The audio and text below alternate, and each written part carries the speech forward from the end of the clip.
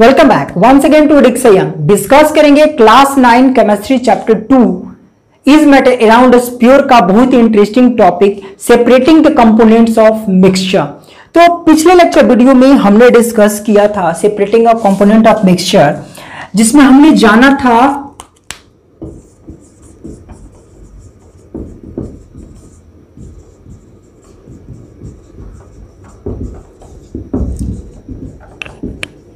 तो पिछले lecture video में हमने जाना था कि दो कंपोनेंट्स जो होंगे वो जो मिक्सर में मौजूद होंगे, जिसमें से एक वोलेटाइल सब्सटेंस होगा, एक नॉन वोलेटाइल होगा। तो वोलेटाइल और नॉन वोलेटाइल को हम लोग किस प्रकार से अलग करते थे, तो उसके लिए टेक्निक्स मैंने दो बताए थे कि इवापोरेशन का, सब्लिमेशन का प्रयोग करके आप अलग कर सकते हैं। जब एक वोलेटाइल सब्सटेंस हो और उसमें से एक नॉन वोलेटाइल हो, जो वोलेटाइल होता था वो इवापोरेट हो जाता था और हम लोगों को एक नॉन वोलेटाइल सब्सटेंस जो होता है वो अलग मिल जाता था। इस प्रकार से हम लोग उसको सेपरेट कर पाते थे। तो आज हम लोग जो पढ़ने वाले हैं separating the component of mixture depending upon densities, depending upon densities। तो densities के आधार पर हम लोग किस प्रकार से अलग कर सकते हैं दो कंपोनेंट्स को, इसको हम लोग आज पढ़ने वाले हैं। तो इस प्रक्रिया में सबसे पहला जो मेथड आता है, पहली जो टेक्निक्स आती है जो सेपरेट करने के लिए कंपोनेंट ऑफ मिक्सचर को, उसको हम लोग बोलते हैं सेंट्रीफ्यूगेशन। सेंट्रीफ्यूगेशन। तो सबसे पहले इसके प्रिंसिपल को जान लेते हैं कि इसका प्रिंसिपल क्या है। देखिए,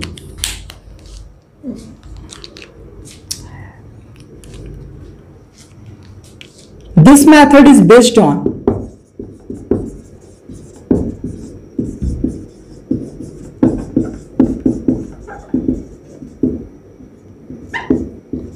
principle that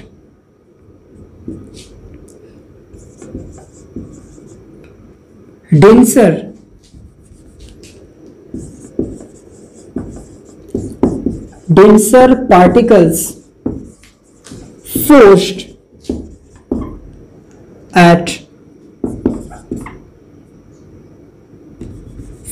at bottom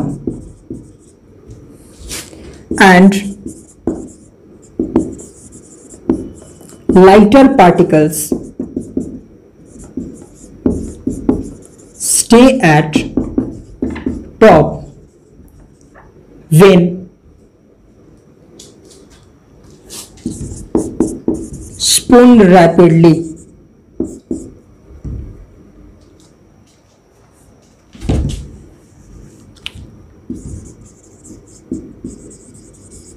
okay, तो जब तेजी से हम लोग घुमाएंगे, तेजी से घुमाते हैं, मशीन एक होती है जिसको हम लोग बोलते हैं सेंट्रीफ्यूज, उसको हम लोग जब तेजी से घुमाते हैं तो ये इस टेक्निक के ऊपर बेस्ड है, वो मशीन बनी हुई है कि जो डेंसर पार्टिकल्स होंगे वो फोर्स्ड अप हो जाएंगे बॉटम में और जो लाइटर पार्टिकल्स होंगे वो स्टे अप हो जाएंगे टॉप पर। इसके हम लोग मशीन को देखते हैं, इस मशीन को हम लोग बोलते हैं सेंट्रीफ्यूज। और सेंट्रीफ्यूज जो मशीन होती है वो दो प्रकार से आती है, एक आती है इलेक्ट्रिकल और एक आती है मैनुअल। तो देखिए, ये कुछ इसका जो आउटर स्ट्रक्चर होगा मैं उसको ड्रॉ कर रहा हूं, वो कुछ इस प्रकार से होती है कि इस प्रकार से एक होता है। अलग अलग प्रकार के आपको सेंट्रीफ्यूज मशीन मिल सकती है। वॉशिंग मशीन जो होता है उसमें भी जो टेक्निक यूज की जाती है वो सेंट्रीफ्यूज के लिए ही की जाती है, वहां से पानी को बाहर निकालने के लिए कपड़ों से। ये देखिए, इस प्रकार की मशीन होती है यहां,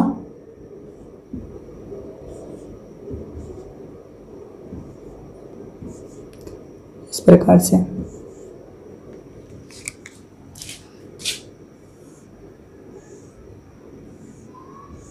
कुछ इस तरह की एक मशीन होती है जिसको हम लोग बोलते हैं सेंट्रीफ्यूज। तो ये जो मशीन होती है वो किस चीज पर बेस्ड है, वो बेस्ड है इस मेथड पर कि जो पार्टिकल्स होंगे वो फोर्स हो जाएंगे बॉटम साइड में और जो लाइटर पार्टिकल्स हो जाएंगे वो स्टे अप हो जाएंगे टॉप पर।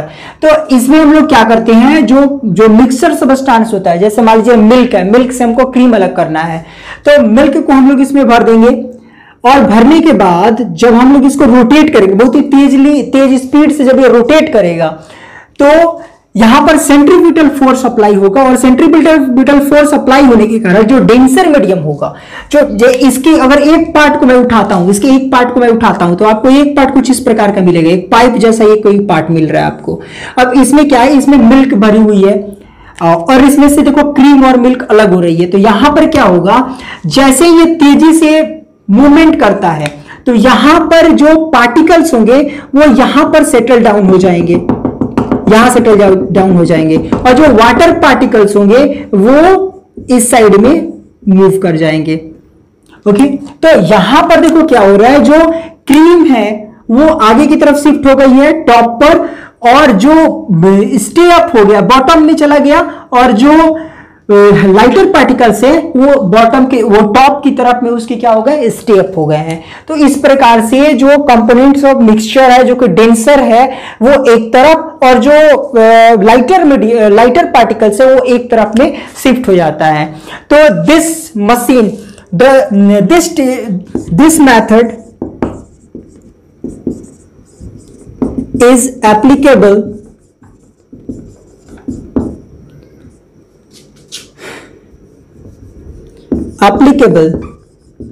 using a machine named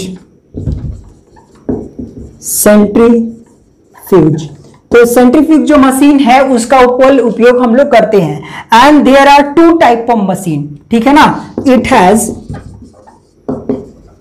to type. तो दो तरह की मशीनें आती है, नंबर 1 होता है मैनुअल और दूसरा होता है इलेक्ट्रिकल।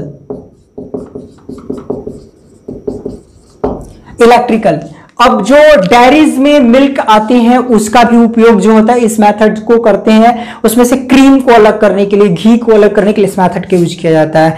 तो इसके एप्लीकेशन को हम लोग तुरंत लिखने वाले हैं, समझने वाले हैं। फिलहाल में आप इसका स्क्रीनशॉट ले लीजिए, उसके बाद हम लोग आगे बढ़ेंगे। अगला जो हमारा टर्म होगा एप्लीकेशन ऑफ सेंट्रीफ्यूगेशन, उसको हम लोग देखेंगे। Okay,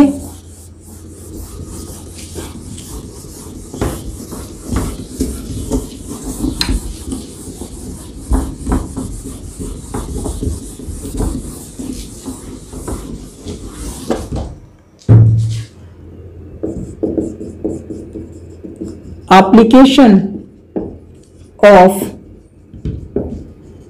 centrifugation. तो क्या क्या इसके एप्लीकेशंस है, क्या क्या इसके यूजेस है, इसको हम लोग इसमें देखने वाले हैं। तो पहला जो हम लोग इसमें समझ सकते हैं इसको, तो दिस टेक्निक लिखेंगे पहले, this technique is used in. तो ये टेक्निक किस किस चीज में यूज होगा, this technique is used in diagnostic laboratories. Okay, लिखते हैं इसको, डायग्नोस्टिक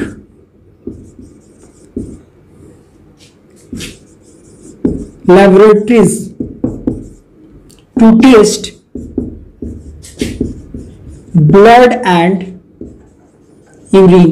तो ब्लड और यूरिन टेस्ट करने के लिए डायग्नोस्टिक लैबोरेटरीज में हम लोग इसका प्रयोग करते हैं। In washing machine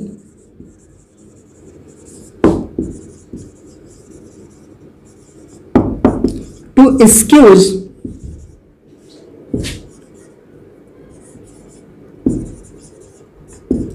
water from clothes, ठीक है। और थर्ड जो इसका उपयोग है उसको हम लोग देख लेते हैं, इन डेयरीज एंड होम्स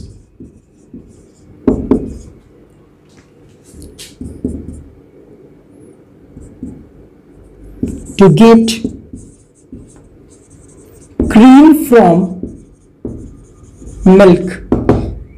तो ये सर्टिफिकेशन का जो टेक्निक्स है, पहले आप लोग देखे होंगे कि ऐसे मथनी से ऐसे ऐसे करके उसमें से घी और मक्खन निकाले जाते थे, है ना। तो ये वॉशिंग मशीन भी गोल गोल घूमता है, तो वो कपड़ों को, पानी को बाहर निकालता है। यहां पर मेनली यहां पर सेंट्रीपिटल फोर्स उपयोग होता है। जब गोल गोल कोई चीज घूमती है बहुत तेजी से, तो वो जो हेवियर पार्टिकल्स होंगे उनको अपने से दूर फेंकती है, और जो लाइटर पार्टिकल्स हैं वो उसके मिडिल में आ जाते हैं। तो इस प्रकार से कोई भी चीज जब गोल घूमती है, ऐसे गोल गोल कोई चीज घूमेगी, तो गोल घूमने के दौरान जो पार्टिकल्स, जो हैवियर पार्टिकल्स होंगे वो उससे दूर भागते हैं और जो लाइटर पार्टिकल्स होंगे वो उसके करीब में आकर के ऐसे चिपक जाते हैं। तो इस प्रकार से जो यहां पर है उसको अलग किया जाता है। जो हायर डेंसिटीज के ब्लड के पार्टिकल्स होंगे वो किनारे में मिल जाते हैं और इस तरीके से उसकी टेस्टिंग अच्छे से कर ली जाती है। तो यहां पर इसके एप्लीकेशंस कुछ थे और भी इसके बहुत सारे एप्लीकेशंस है।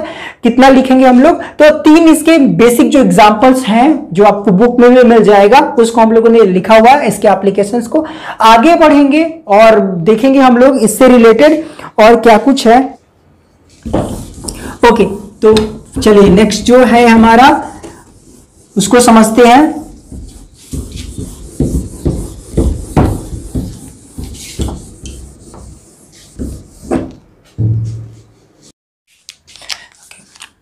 And our next technique is separating funnel technique. Okay, इसका प्रिंसिपल को समझ लेते हैं।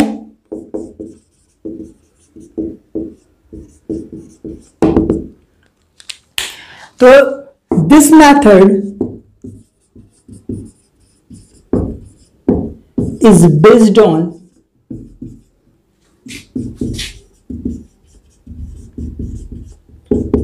प्रिंसिपल दैट, ये इस प्रिंसिपल पर बेस्ड है कि immiscible liquids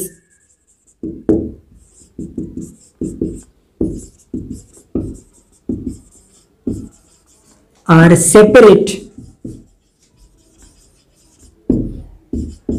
on their layers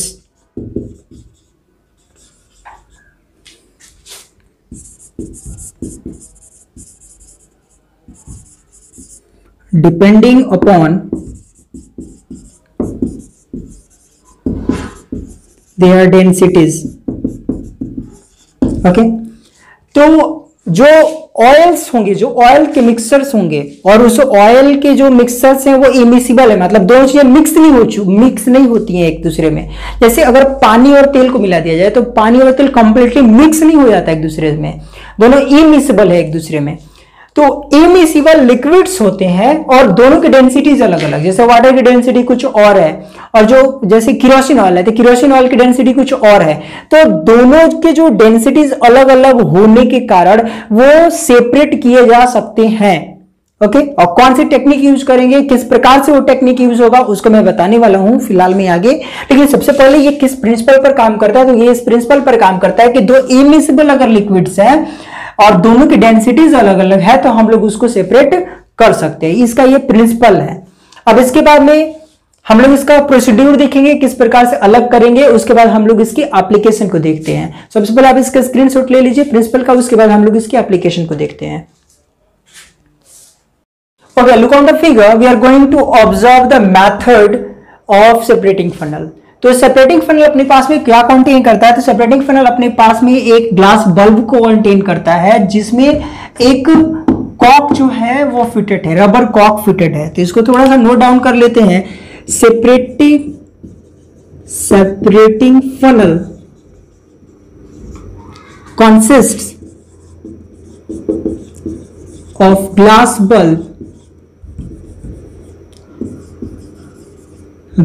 bulb fitted with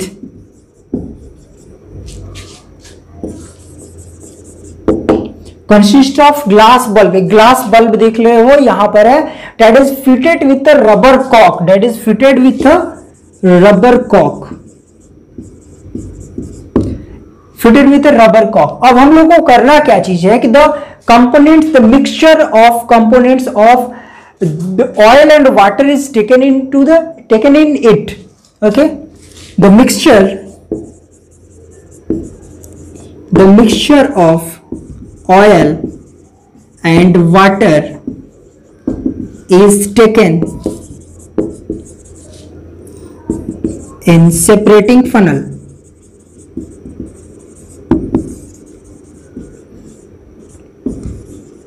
After a while we found different layers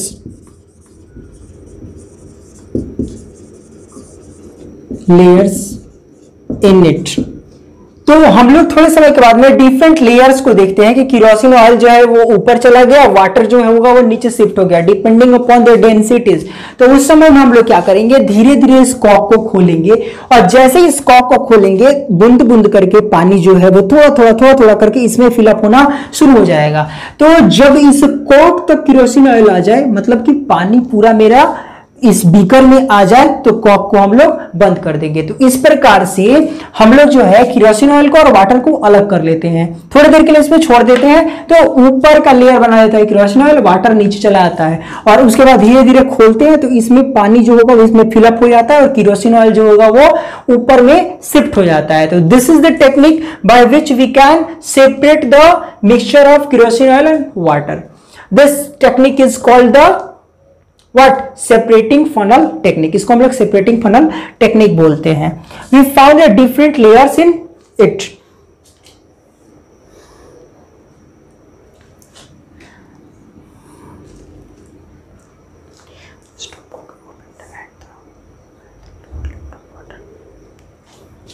उसके बाद हम लोग को क्या करना है,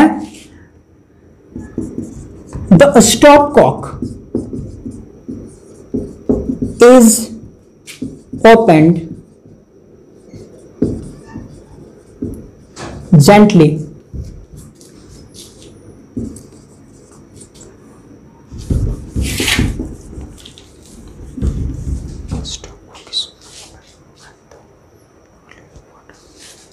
उसके बाद हम लोग को क्या करना है, the stop Kock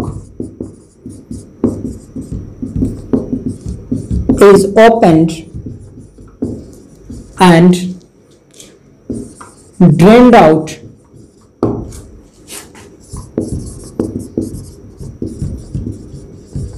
the lower layer of water।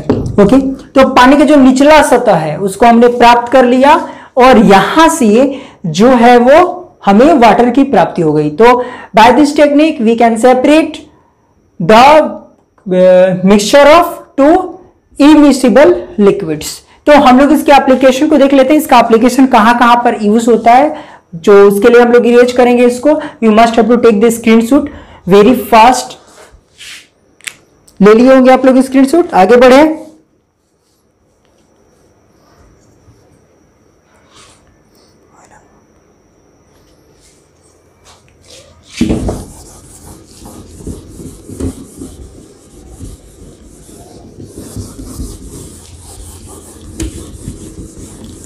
इसके एप्लीकेशन को हम लोग लिख लेते हैं, दो इसके एग्जांपल्स या एप्लीकेशंस लिख लेते हैं हम लोग। पहला इसका जो एप्लीकेशन